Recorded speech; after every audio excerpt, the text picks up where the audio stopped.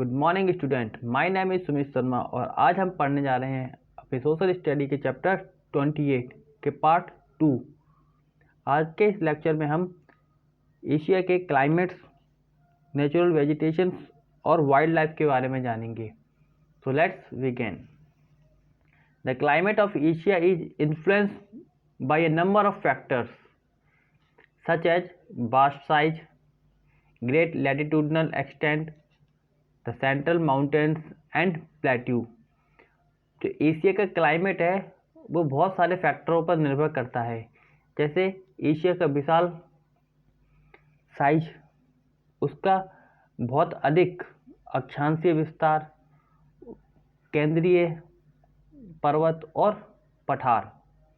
The southern part of the continent is situated near the equator and hence remain hot and humid throughout the year due to vertical rays of the sun. इस कॉन्टिनेंट का जो दक्षिण वाला भाग है वो equator यानी भूमध्य रेखा के नज़दीक है, जहाँ पर सूर्य की सीधी किरणें पड़ने के कारण यहाँ का तापमान गर्म और हमिड रहता है यानी आर्द्र रहता है, जबकि northern part remains covered with snow due to horizontal rays of the sun as it is situated away from the equator. और महाद्वीप का उत्तरी भाग हमेशा बर्फ़ से ढका रहता है क्योंकि यहाँ पर सूर्य की तिरछी किरणें पड़ती हैं और यह इक्वेटर से काफ़ी दूर है। The major part of the continent of Asia lie in the northern hemisphere. Asia महाद्वीप का अधिकांश भाग उत्तरी गोलार्ध में पड़ता है। During summer the seasons the ray of the sun falls vertically on the northern hemisphere. The temperature rises and low pressure area is developed over the central Asia. गर्मियों के दौरान सूर्य की सीधी किरणें उत्तरी गोलार्ध में पड़ती हैं, जिसके कारण यहाँ पर तापमान बढ़ जाते हैं। इसके कारण जो सेंट्रल एशिया है वहाँ पर लो प्रेशर एरिया डेवलप हो जाता है। At the same time there is high pressure over the Indian Ocean and Pacific Ocean. और उसी समय जो इंडियन ओशन है और जो पैसिफिक ओशन है वहाँ पर हाई प्रेशर डेवलप हो जाता है। The moisture laden winds start blowing from sea to low pressure area. और मॉइस्चर से भरी हुई हवाएं समुद्र से लो प्रेशर एरिया की ओर चलने शुरू कर देती है। These winds are known as south western monsoon wind. इन हवाओं को दक्षिण पश्चिमी मानसूनी हवाएं कहते हैं। The south and south eastern Asia receive rainfall from these winds. दक्षिण और दक्षिण पूर्वी एशिया इन हवाओं से होने वाली बरसात को रिसीव करता है। मौसिनराम जो कि मेघालय में है वो दुनिया का सबसे वेटेस्ट प्लेस है क्योंकि यहाँ पर विश्व की सबसे अधिक बारिश होती है। During October to December the sun rays fall directly on the southern hemisphere. अक्टूबर और से दिसंबर के बीच में सूर्य की सीधी किरणें दक्षिणी गोलार्ध में पड़ती हैं, due to which the sun rays fall horizontally over the whole continent of the Asia. जिसके कारण सूर्य की तिरछी किरणें पूरे एशिया पर पड़ती हैं। Asia experiences the cold weather seasons during this period in the northern part of the central mountain. जिसके कारण यहाँ पर ठंड का मौसम हो जाता है।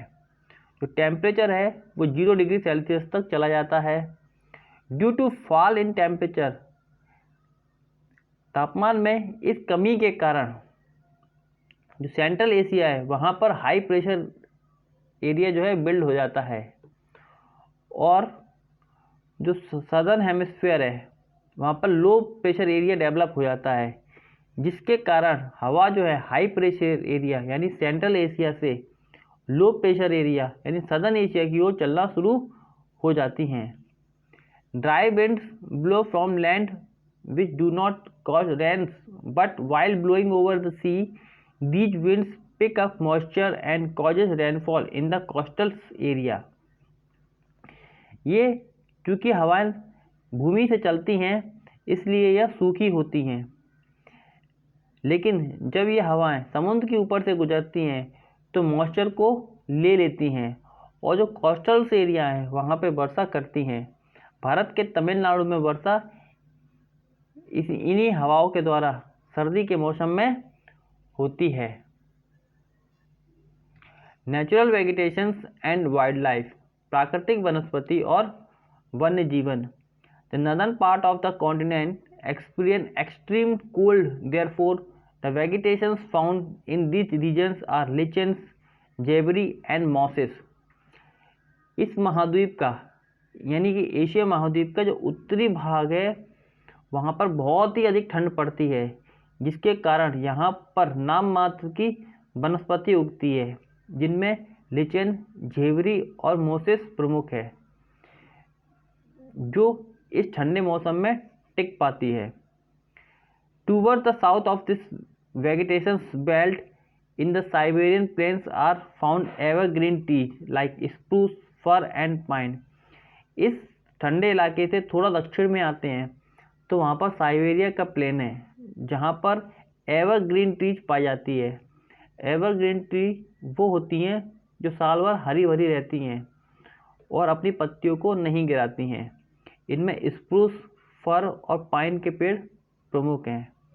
इन द साउथ और south western part of found desert vegetations like babul, date palm and thorny bushes. दक्षिण और दक्षिण पश्चिमी भाग में रेगिस्तानीय वनस्पति पाई जाती है, जिनमें बबूल, खजूर और कटीली झाड़ियाँ प्रमुख हैं। In the southern south eastern part यानी कि दक्षिण पूर्वी भाग में डेसिडियस ट्री पाई जाती है, जिसमें तीक, शीशम, शाल, बम्बू, सैंडलवुड, मैंगो और बनियान के ट्री प्रमुख हैं। डेसिडियस जो ट्री होती हैं वो साल में एक बार अपनी पत्तियों को गिरा देती हैं।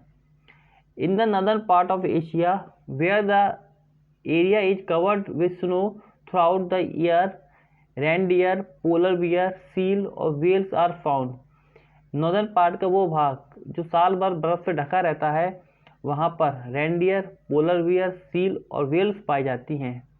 In the south where the climate is hot and humid and deciduous forests are spread, lion, tiger, deer, elephant, wild buffaloes and rhinoceros etc. are the main wildlife found।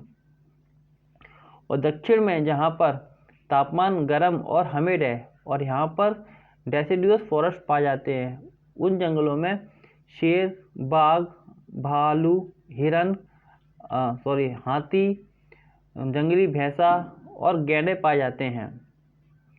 Western dry और dessert area में भेड़, बकरी, ऊंट, गधे पाए जाते हैं। तो आज का लेक्चर जो है हमारा यहीं पे समाप्त होता है। God bless you. Thank you.